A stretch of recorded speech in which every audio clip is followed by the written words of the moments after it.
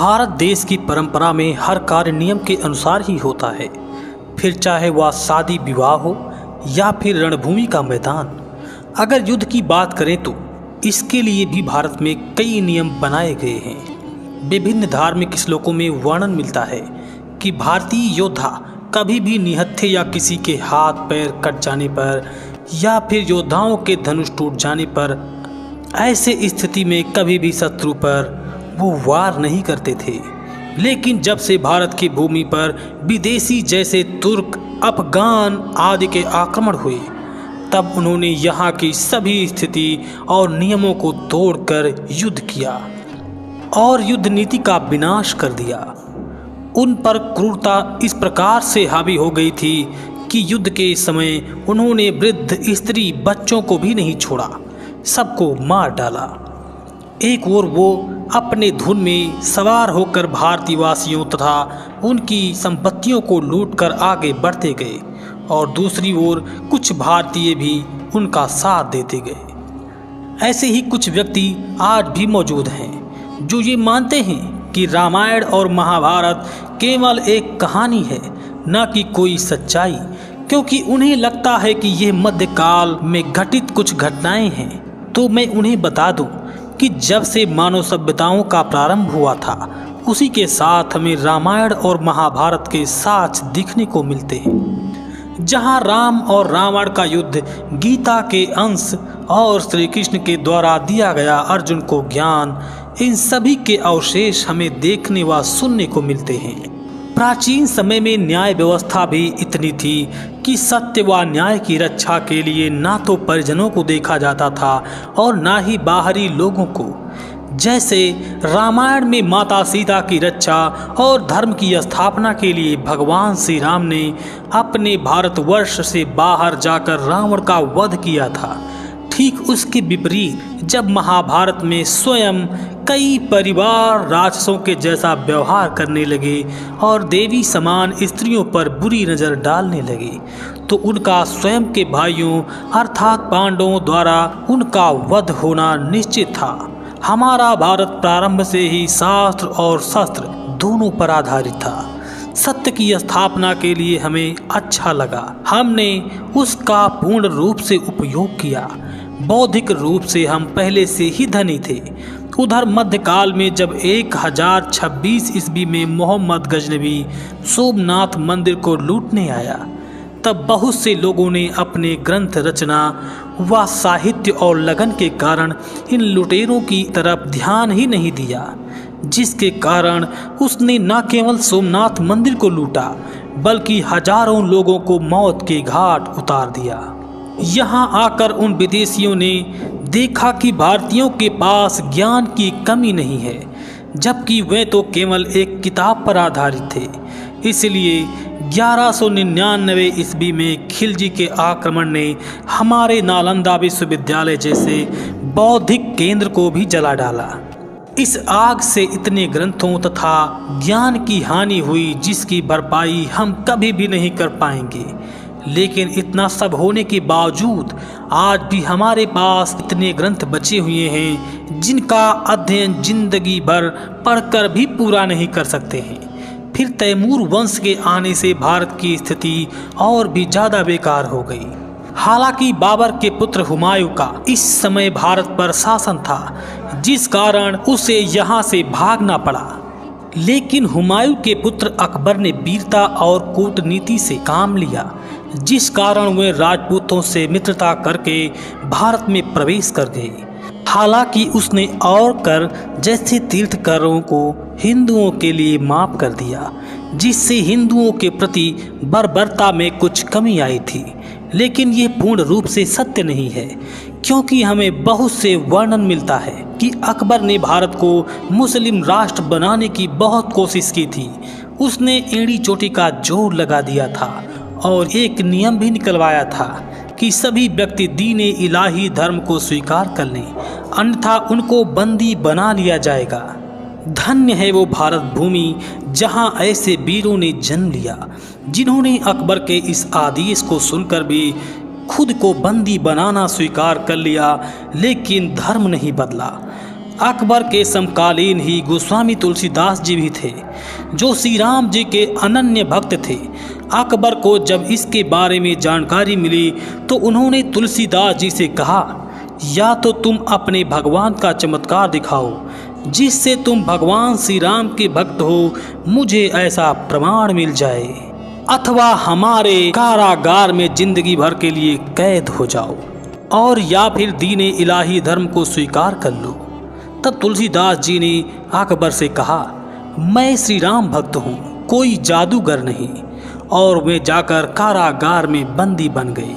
सूरदास जी शिरोमणि कवि माने जाने वाले में से एक थे।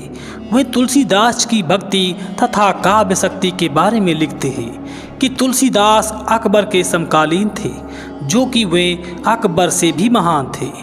कवयित्री महादेवी वर्मा जी लिखती हैं, जब तलवारों का पानी उतर गया, शंखों का घोष विलीन हो गया, तब भी तुलसीदास के कमंडल का पानी नहीं सूखा।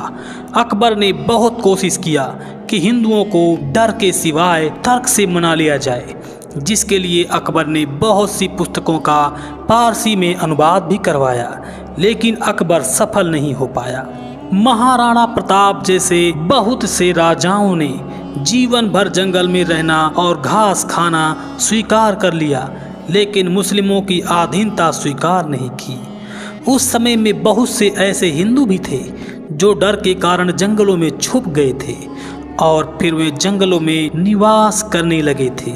राजस्थान के जंगलों में आज भी आपको ऐसे हिंदू देखने को मिल जाएंगे। ऐसे क्रूर मुसलमानों ने हमारी देवी समान नारियों को भी नहीं छोड़ा। वे चाहते थे कि स्त्रियां उनकी रखैल बनकर रहें। तब रानी दुर्गावती जैसी वीरांगनाओं ने उन कायरों को अपने स्वाभिमान से परिचित कराया और हार का पता होने के बावजूद भी आखिरी सांस तक अकबर से युद्ध किया। अन्य कोई भी पुरुष उनके शरीर को स्पर्श ना कर सके, इसलिए उन्होंने स्वयं अपने शरीर में खंजर भोंककर अपने प्राणों का बलिदान दे दिया। इसके बाद फिर जहांगीर ने कला, साहित्य और संस्कृति को बढ़ावा दिया, वही उसने हिंदुओं का जबरन धर्मांतरण भी करना शुरू कर दिया। जहांगीर ने बहुत कोशिश किया कि गुरु अर्जुन देव मुस्लिम धर्म स्वीकार कर लें, लेकिन गुरु अर्जुन देव ने ऐसा करने से साफ मना कर दिया, जिसके पश्चात गुरु अर्जुन देव को बहुत ही कठिन यातनाओं का सामना करना पड़ा। अपने गुरु के धार्मिक रास्ते पर ही बहुत शिष्य आगे बढ़े और इस्लाम धर्म नहीं अपनाया। इस प्रकार मुसलमानों का अत्याचार बढ़ता चला गया। ये वो समय था जब अधिकांश मुसलमान शासकों ने हिंदू राजाओं के किलों पर कब्जा कर लिया था। हिंदुओं के मंदिरों को तोड़कर वहां जबरन मस्जिद का निर्माण करा देते थे। हिंदुओं के महिलाओं को देह व्यापार के रूप में बेच देते थे। लेकिन उधर दूसरी ओर छत्रपति शिवाजी जैसे राजा भी हुआ करते थे, जो मुस्लिम महिलाओं को अपने बहन की तरह सम्मान करते थे, कुरान के प्रति सम्मान करते थे। ना तो उन्होंने कोई मस्जिद तोड़ी, ना ही किसी को अपना देह व्यापार बनाया। दोस्तों, ये भारतीय संस्कृति है। इस संस्कृति में हमें यही सिखाया गया है कि दोस्त तो दोस्त है, लेकिन अगर आपके दरवाजे पर दुश्मन भी आए तो उसे मित्रवत सम्मान करना चाहिए। दोस्तों, जिस प्रकार हिटलर को उदार या दयालु कहना यहूदियों का अपमान है, उसी प्रकार अगर औरंगजेब को उदार कहा जाए तो ये हम भारतीयों का अपमान होगा।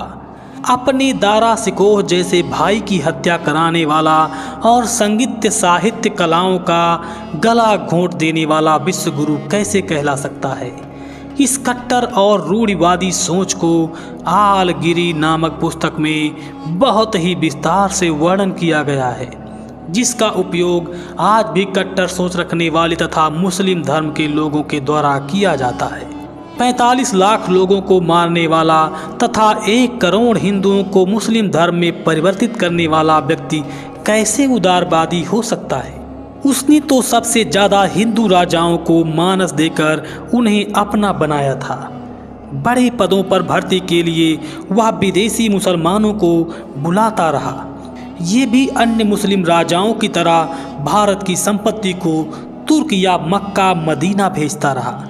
ये क्रूरता तो इस हद तक बढ़ गई थी कि अगर कोई व्यक्ति हिंदू बनकर रहना चाहता था तो उसे जिंदा रहने के लिए कर देना पड़ता था, और इसके विपरीत यदि कोई व्यक्ति मुस्लिम धर्म को स्वीकार करता था तो उसे प्रोत्साहन के रूप में भत्ता दिया जाता था। औरंगजेब इतना कट्टर था कि वो हिंदुओं के सामने शर्त रखता था तो वो इस्लाम धर्म को स्वीकार कर ले या फिर अपना गर्दन कटवा ले।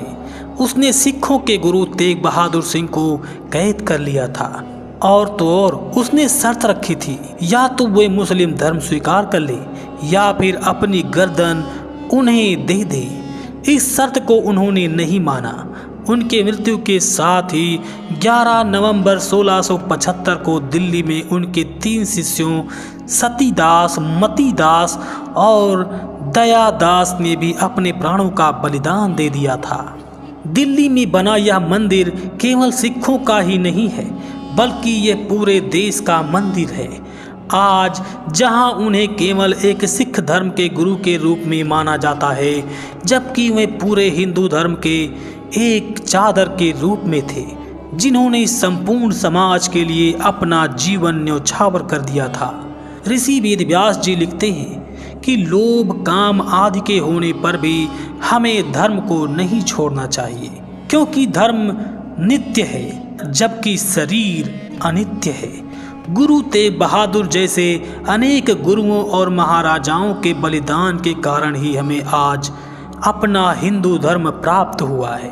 हम इन सभी बुद्धिजीवियों का सत सत नमन करते हैं। तो दोस्तों, आज आपने जाना कि मुसलमानों ने हम पर कितना आक्रमण किया और क्या क्या छीना। उन्होंने हमारा धर्म, संस्कृति, कला सब कुछ छीना। हिंदुस्तान के जितने भी मुस्लिम हैं सब कभी ना कभी हिंदू थे, लेकिन आज मुसलमान हैं। दोस्तों, प्रेम से बोलो जय सनातन, जय श्री राम। अगर वीडियो आपको पसंद आया हो तो इस वीडियो को लाइक और अपने मित्रों को इस सच्चाई को बताने के लिए शेयर भी करो। और लेते हैं आपसे इजाज़त। मिलेंगे फिर ऐसे ही एक खास नए वीडियो के साथ। तब तक के लिए जय श्री राम।